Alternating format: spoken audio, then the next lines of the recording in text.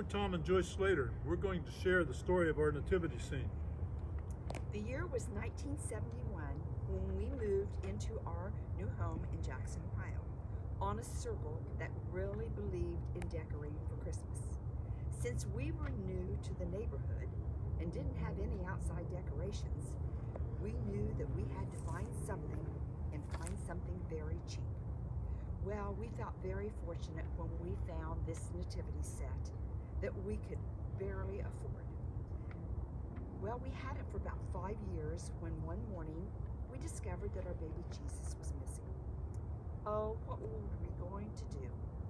Well, that very day, our neighbor, who was superintendent of schools and happened to be Tom's boss, come knocking on our door. He had found it thrown over in a ditch close to our home. Typical payback for some kid to do to his assistant principal, don't you think? A few years later, we woke to find that we were missing a wise man. Here we go again.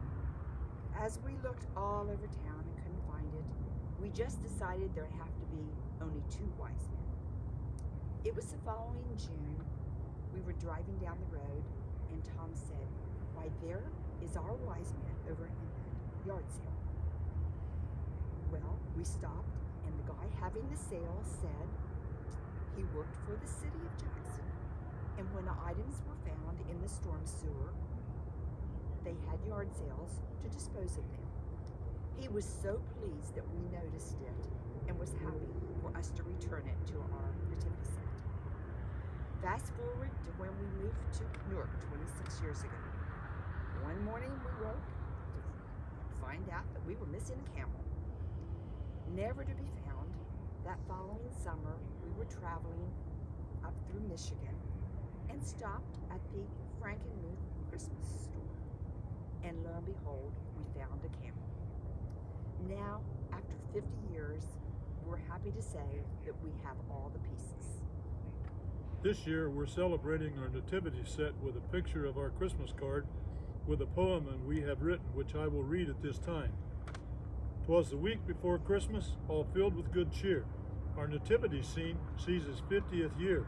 From Jackson to Newark, that move it did make. Its place in our hearts we'll never forsake.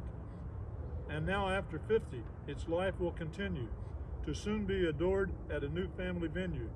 Our dear nephew's family will make it their own, as the story of Christmas lives on in their home.